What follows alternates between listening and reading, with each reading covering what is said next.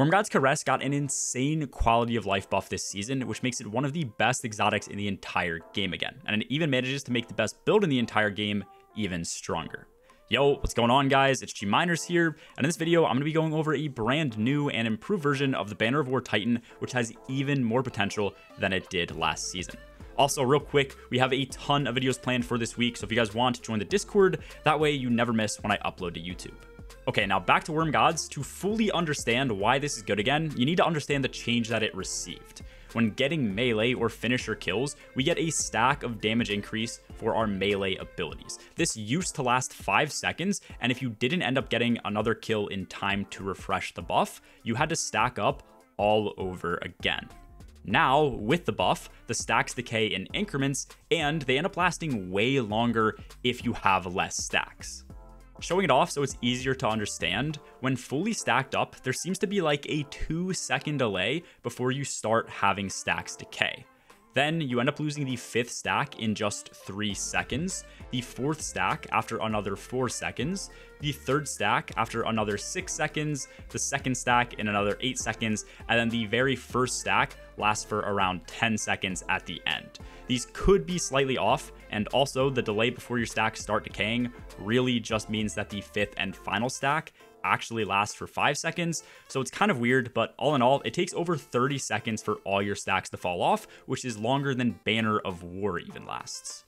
The second thing that makes this insane is also the damage potential that Wormgods can dish out. Testing against Carl, our base melee, which is just a regular punch, hits for 10,246 damage, and then our charge melee hits for 32,376. With Wormgods, you're going to see that as we keep getting melee kills, that 10,000 base damage for the first melee will increase by 55% at 1 stack, 110% at 2 stacks, 165% at 3 stacks, which is equivalent to Synthoceps now, then 220% at 4 stacks, and finally 275% at 5 stacks. Keep in mind, the numbers you're seeing on screen are also getting another 40% increase from Banner of War. So in the case of our charged melee ability with Wormgods and Banner procced, we hit 169,974 damage. Then 1-2 Punch offers another 100% on top of this to hit for 340,000. Tractor Cannon could give another 30%, so that reaches up to 442,000 damage. And if you end up playing the game solo at any point, Solo Operative this season gives a final 15%, which allows each melee to hit for over 500,000 damage. So all in all, Wormgods still hit extremely hard. They are super easy to use now, and as long as you maintain 3 stacks or more, which is pretty easy to do, they end up usually being better than Synthoceps. There are still definitely times where Synthos are going to be better, but in areas of the game where you know you can melee a bunch of enemies to keep stacks up pretty casually, Wormgods are definitely worth the extra damage. The only major downside, in my opinion, is that you no longer get that increased super damage that Synthos can provide. So like I said, there is still some give and take, but overall, these things are insane now. Before I hop into the full build with aspects, fragments, and mods, if you guys haven't already, make sure to drop a quick like and sub down below. It is 100% free and it helps the channel out a ton. Okay, so hopping straight into the build itself. Obviously, you need a 1-2 punch shotgun. This can go anywhere. I like Basso. You could also use Swordbreaker. I know that's super popular. 1-2 punch is a 100% increase in our charged melee ability damage. If we end up using our base melee or grapple melee specifically against the boss, that then jumps it up to a 150% increase. But for most cases, you're just getting the 100%.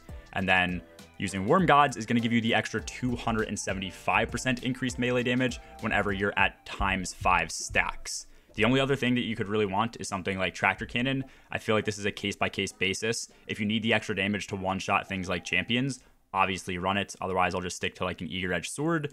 And then after that, if you are playing Solo Operative is another solid 15% damage to everything across the board.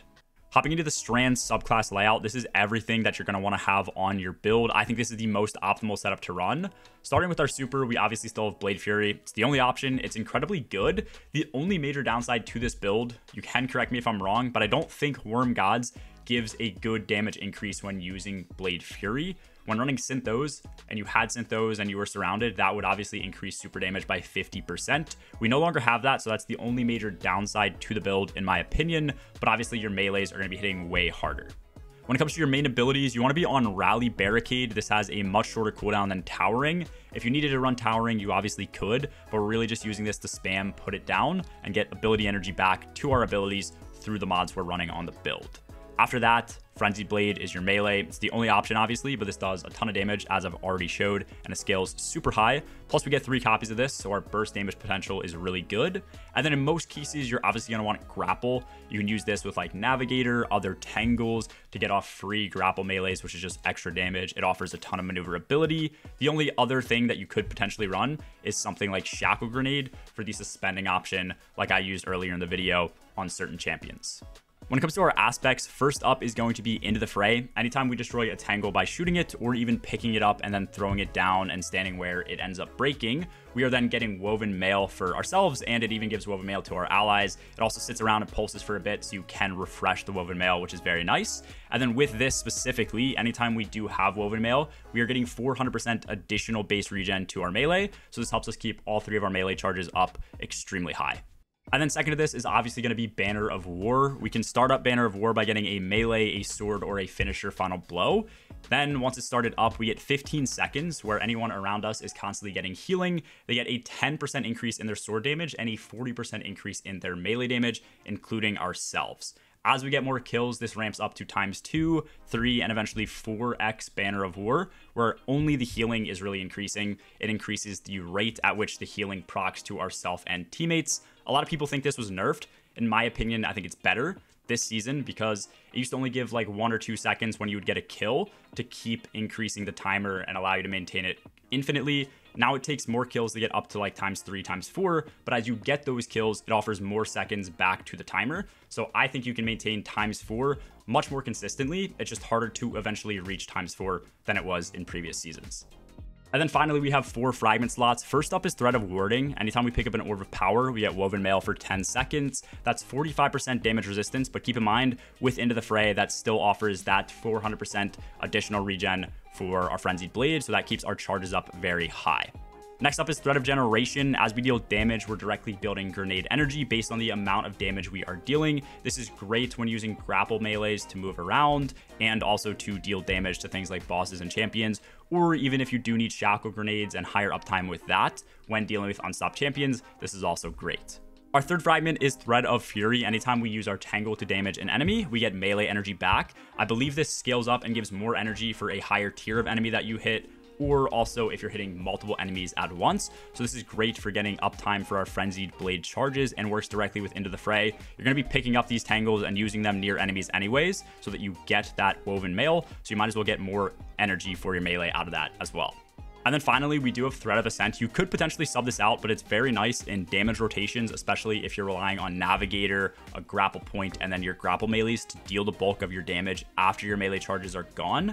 This is really good so that you never really need to reload that 1-2 punch shotgun, and you can use different rolls and things like that. And in general, with grapple melees, it's still really good for other base damage rotations against bosses, like if you're using rockets or something else like that.